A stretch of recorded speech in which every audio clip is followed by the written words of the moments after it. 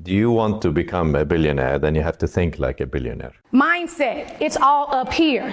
Quit having a broke mentality. Quit saying I'm broke. Quit saying I don't have any money. Quit saying I don't have what you don't have, and start saying what you do have. Start saying what you're working towards. Look towards the future. Be positive. Even before I had any money, I placed myself around successful people. I learned how to talk in those rooms. You all are talent. You are going to be around so many different people, and if you don't have the right language, you don't have the right attitude, you don't have the right mindset, you will fail. Billionaires do not think about pennies and cents and dollars. They think big, and they think of ways of getting there, not of ways of not getting there. What I found in my research is that there's a series of qualities that self-made millionaires have. If you have these qualities, your success is virtually guaranteed. And if you don't have these qualities, the qualities are learnable. Point number one is that all business or sales skills are learnable. All financial skills are learnable. If you can drive a car, you can learn any skill. If you can drive a car, you can learn the skill. Now, number two is you're probably only one skill away from doubling your income right now. You're probably only one skill away from setting yourself on the road to becoming a self-made millionaire. That turns out to be the case for almost everyone. And then I discovered that all people who are successful are excellent at what they do. You know the old question they asked Willie Sutton, the bank robber, why do you rob banks? He said, well, that's where the money is. Well, being in the top 10% is where the money is. So what you have to do is you have to pay any price and make any sacrifice to get into the top 10% in your field. So make this decision to get into the top 10%. And let me tell you what changed my life. Here I was struggling in my late 20s, and I learned this. It was a breakthrough thought. Is that everybody's in the top 10% started in the bottom 10%. Everybody who's doing well was once doing poorly. Everybody who is at the top of your field today was once not even in your field at all and didn't even know it existed.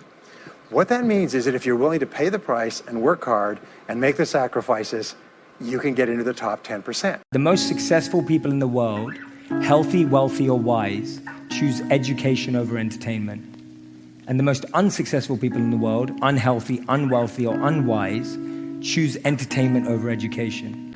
Now here's an important point. Are you ready? The time is going to pass anyway.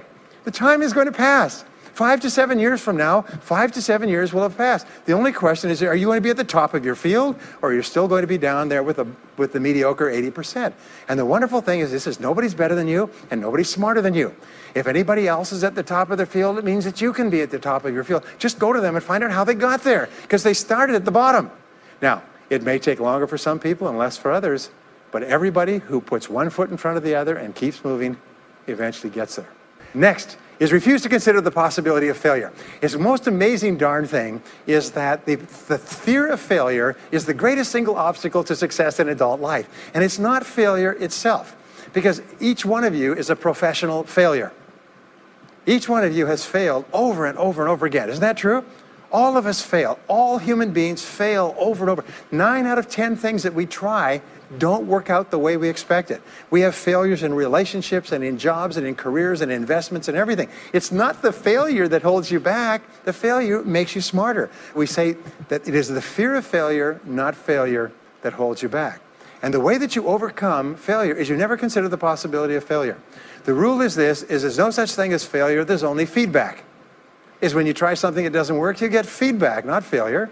And recognize that most things you try aren't going to work the first few times. So what you do is you say, oh, that's an interesting bit of feedback. And you pick yourself up and you move forward and you have more feedback and you move forward. To become a self-made millionaire, you're going to fail over and over again, year after year after year. But your brain has a cybernetic mechanism, which means that every time you try something, you get feedback, which makes you smarter. And when you try something else, you get feedback, which makes you smarter. And eventually, you reach the point where you're too smart and you stop making mistakes. You start to do more and more things right and fewer things wrong. But you can't get there unless you have experienced the failures. Henry Ford once said that failure is merely an opportunity to more intelligently begin again. The richest man in China, Jack Ma, said, if you put the bananas and money in front of the monkeys will choose bananas.